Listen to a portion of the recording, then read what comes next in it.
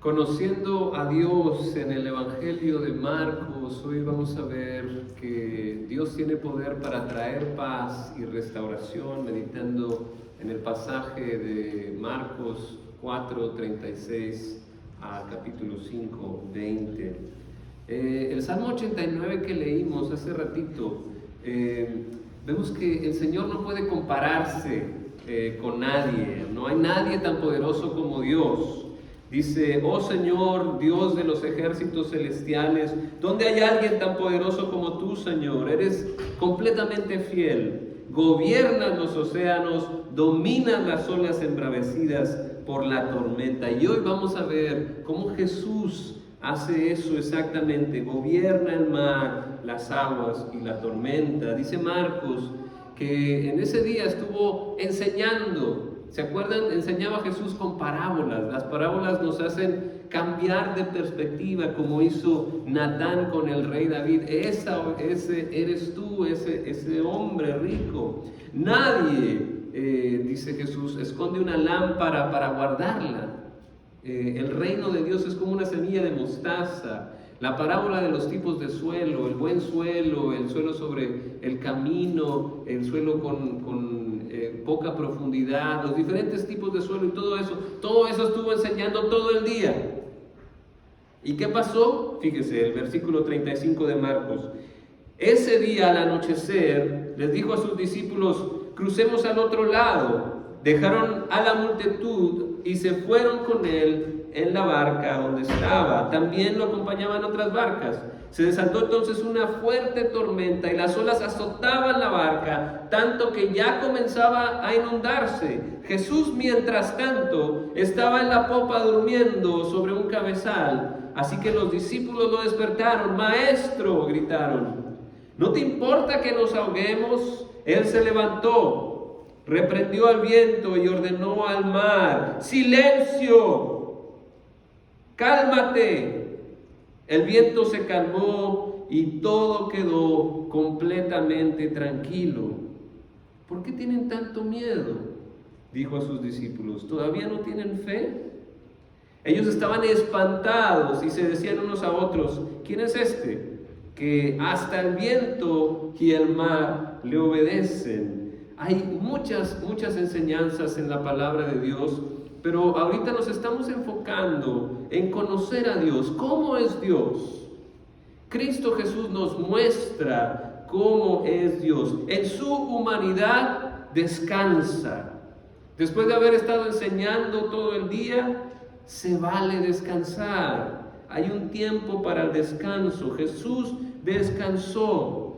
Tú también puedes descansar. Puedes dejar que el mundo siga girando.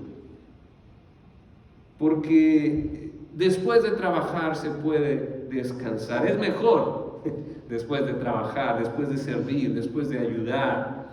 Y también vemos Jesús en su divinidad, siendo Dios, muestra no solo su poder, sino cómo es su amor. Jesús recibe las llamadas de auxilio sin importar la hora. Jesús no les dijo a sus discípulos: ahorita estoy descansando, gracias, vuelva pronto. No es así Jesús. A Jesús sí le importa lo que pasa, a diferencia de lo que creían los discípulos. ¿No te importa que nos ahoguemos? A Jesús sí le importa. Al contrario, Jesús hace algo al respecto. Se levanta en medio de su descanso. Vaya que amaba a los discípulos. En medio de su descanso le responde, se levanta, hace algo, y hace algo que solo Dios puede hacer: ejercer autoridad sobre la creación, sobre el mar, sobre la tormenta. Reprendió al viento y le ordenó al mar: silencio, cálmate. Jesús, que es Dios, puede hacer eso, y eso hace una comprobación de lo que estábamos leyendo en el Salmo. Él tiene autoridad, gobierna los océanos, tiene poder, pero sobre todo, ¿para qué usa ese poder? Para cambiar las situaciones. Su objetivo es traer la paz, la justicia, el amor. Pero los discípulos se quedaron pasmados. ¿Quién es este Y aquí es donde entra otra técnica de enseñanza de nuestro Maestro Jesús, las preguntas. ¿Por qué tienen tanto miedo? ¿Qué te asusta? ¿La tormenta? ¿El qué dirán? ¿Alguna persona? ¿Alguna situación? ¿El enemigo? ¿El infierno? ¿La muerte? ¿Qué te asusta? ¿Qué te da miedo? Jesús confronta a sus discípulos. No tengas miedo, es un mensaje constante en la Biblia, pero la lección no es fácil, no es fácil. Nunca sus discípulos habían visto tal cosa. El mar podría representar lo desconocido. Era un territorio que nadie podía realmente saber qué pasaba en el mar. Era donde venían los monstruos, donde venían las tormentas, y nadie tenía realmente un reconocimiento del mar. Al contrario, la gente le tenía miedo al mar, a esto desconocido. Pero Jesús nos desafía a no tener miedo. ¿Por qué? Porque ¿quién está en la barca con los discípulos? Está Jesús. Si Jesús está contigo, no tienes que tener miedo.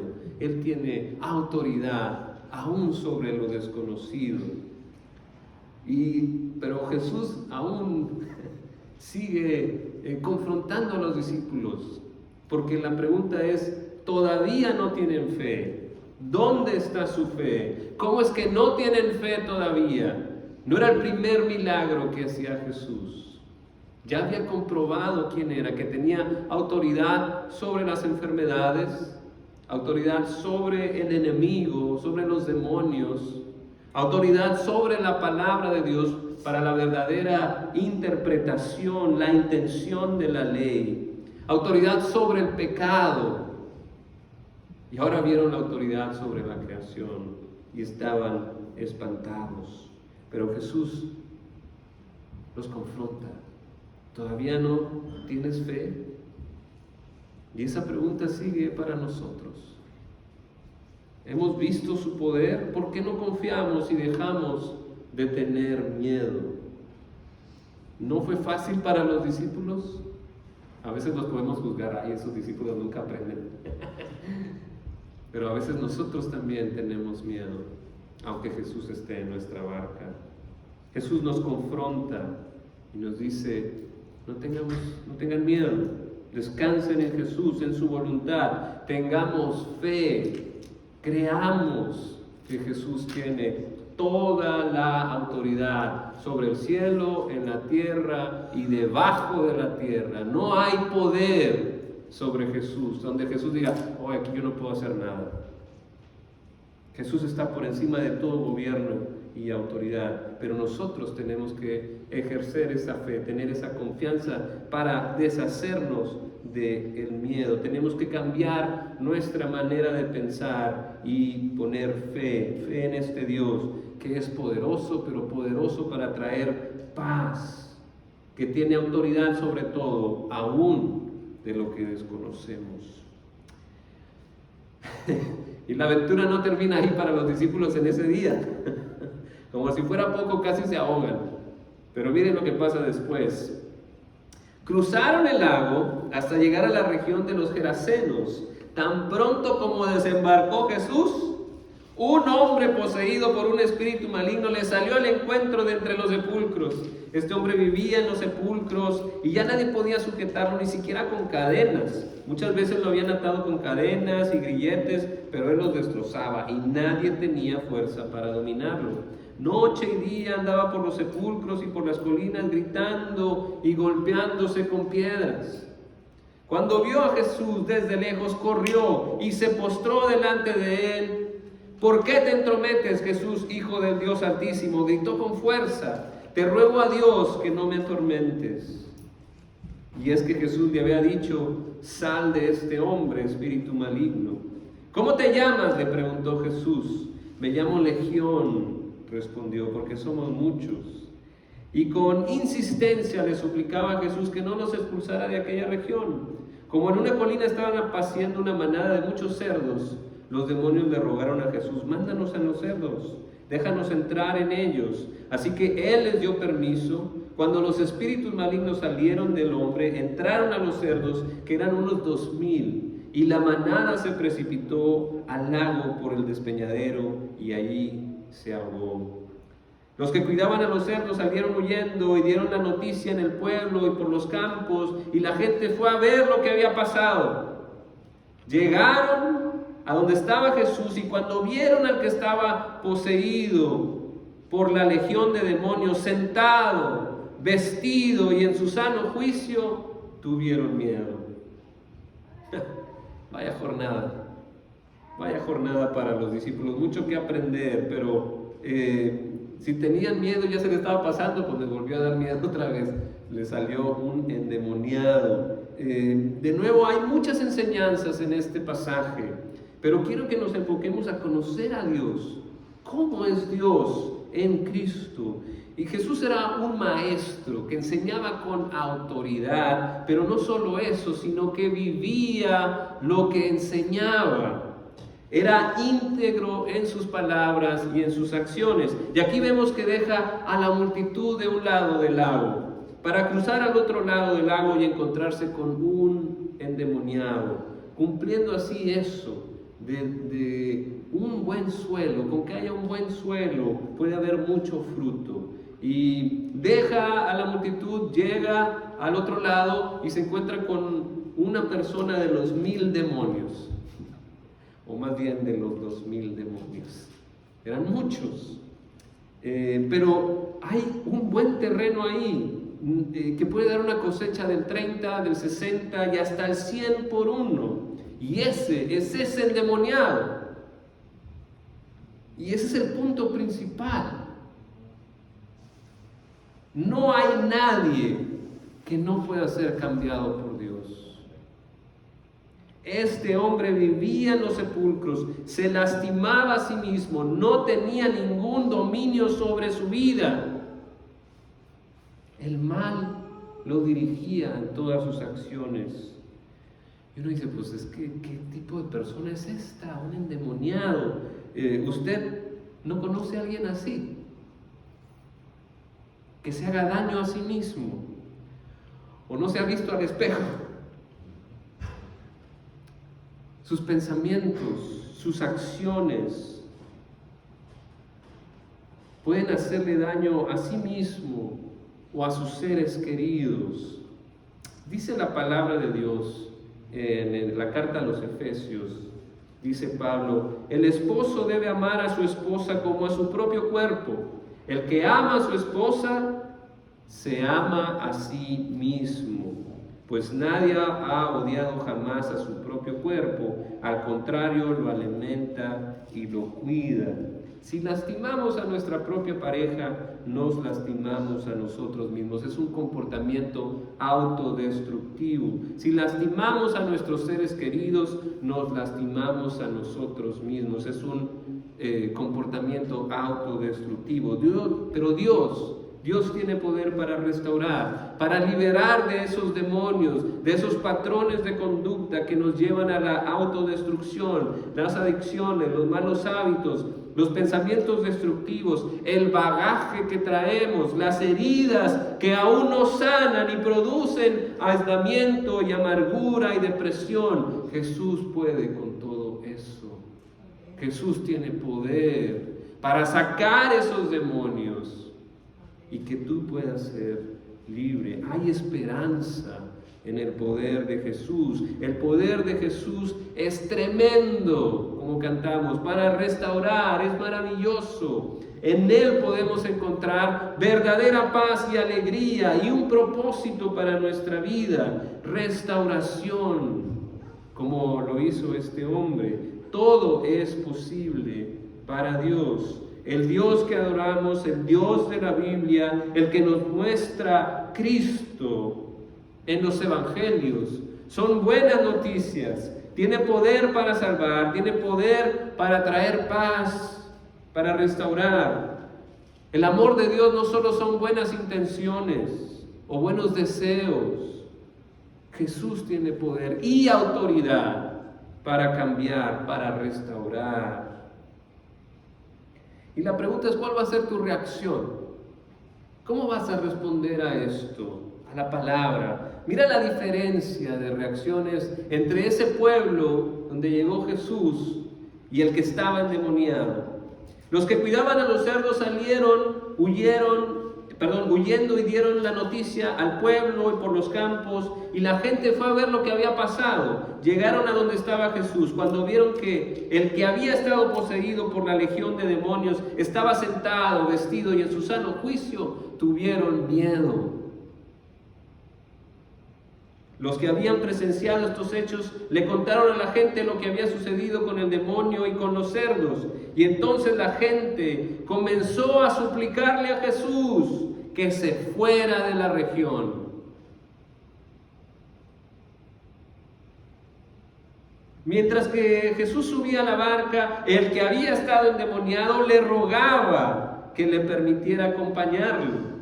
Jesús no se lo permitió, sino que le dijo: vete a tu casa, a los de tu familia, y diles todo lo que el Señor ha hecho por ti y cómo ha tenido de ti compasión.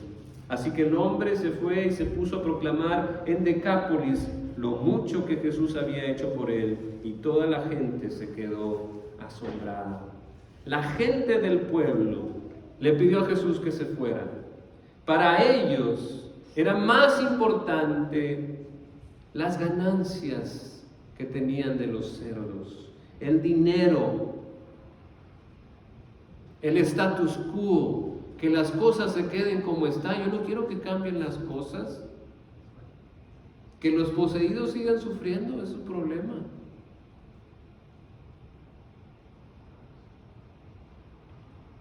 Es uno de los versículos más tristes de la historia, que Jesús se vaya. Por algo los demonios se querían quedar ahí. Pero el que fue liberado, ¿qué hace? Sigue a Cristo, obedece a Cristo y lleva mucho fruto. Eso es lo que queremos. Entonces, respondamos: sigue a Cristo y obedece a Cristo, y vas a tener mucho fruto. Y vemos aquí el amor de Jesús, conociendo a Jesús. Aunque Jesús lo corrieron, les deja un misionero. ¿Y cuál era el trabajo del misionero, de este que antes estaba endemoniado? Solo decir su testimonio, así como Joel y Cristi lo hicieron aquí. Dios ha hecho maravillas en mi vida.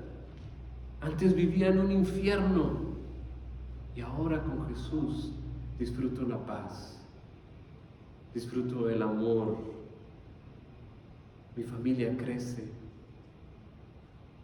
tengo felicidad, tengo esperanza. Ese era el único trabajo, decir las grandes maravillas que Dios ha hecho en sus vidas. Jesús tiene el poder para cambiar las cosas, aún las que piensas que no puede cambiar. Dios puede cambiarlas, pero hay que acercarse a Él como los discípulos y tener fe. Jesús nos invita a ser parte de su trabajo aquí en la tierra, este hermoso trabajo de la reconciliación, de la restauración, de las maravillas del reino de Dios y su misericordia. Jesús le dijo que fuera a los suyos.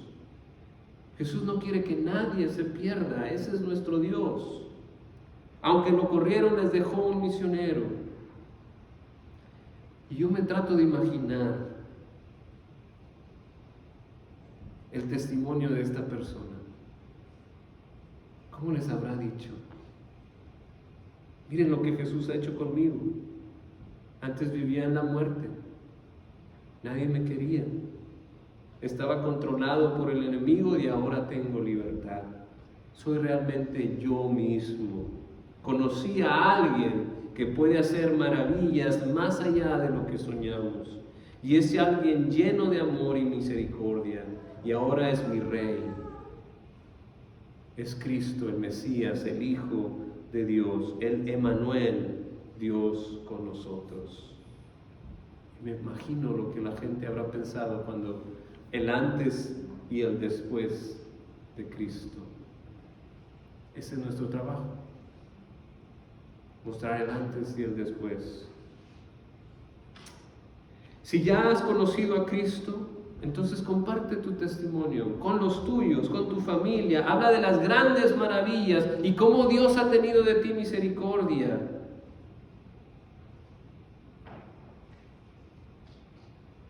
Cómo eres libre ahora, cómo gozas de vida eterna y una relación personal con Cristo, que tienes una conexión directa con el Creador a través de Jesús y puedes disfrutar de esa comunión. Y si no lo conoces, Jesús te invita hoy a entrar a su reino. El reino de Dios está cerca. Arrepiéntete de tus pecados, cree en este Rey que murió en la cruz por tus pecados para pagar el precio del pecado, que es la muerte, y resucitó al tercer día. Sométete a su autoridad, acepta que Él es el Rey de tu vida, deja que la dirija y verás grandes maravillas, empezando por el perdón de tus pecados y el sello de garantía que es el Espíritu Santo. Gracias a Dios por mostrarnos en Cristo que tiene poder para traer paz y restauración. Amén. Amén. Vamos a tener un canto de respuesta. Los invito a meditar en oración. ¿Qué es lo que el Señor te está pidiendo? ¿Qué es lo que el Señor te está diciendo? Y que lo obedezcas. Si es una decisión de decir, bueno, sí, yo quiero conocer a Cristo de verdad, yo quiero que Él sea mi Rey. Puede pasar aquí al frente y decir, yo quiero que Jesús sea mi Rey. O dice, no, yo quiero obedecerle en el primer paso de obediencia, que es el bautismo. Pues pase aquí al frente, decimos, y lo bautizamos. O dice, no, yo quiero pertenecer a la iglesia, no quiero estar ahí perdido, quiero pertenecer, ser miembro de esta iglesia. Puede pasar aquí al frente. O tiene alguna otra decisión que tomar. Yo quiero entregar mi vida a Dios por completo. Quiero dedicarme al ministerio. Quiero ser misionero. Quiero empezar algo, un estudio bíblico, no sé. No sé cómo el Señor le esté pidiendo responder. O tal vez pedirle al Señor ayuda.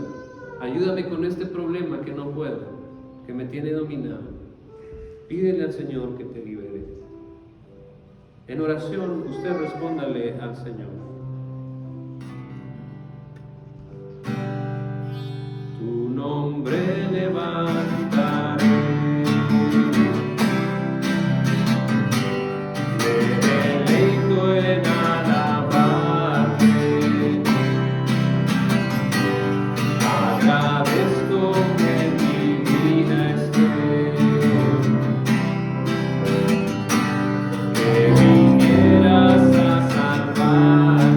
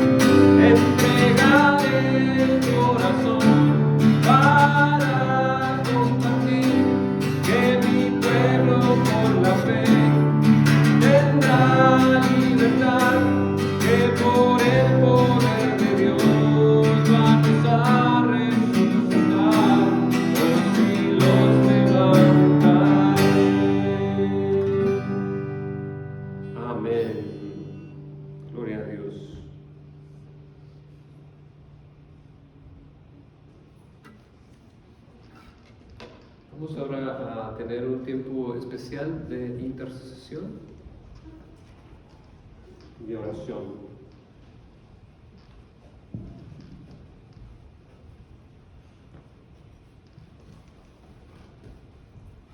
Hola, buenos días. Aquí nos presentan a Ali White.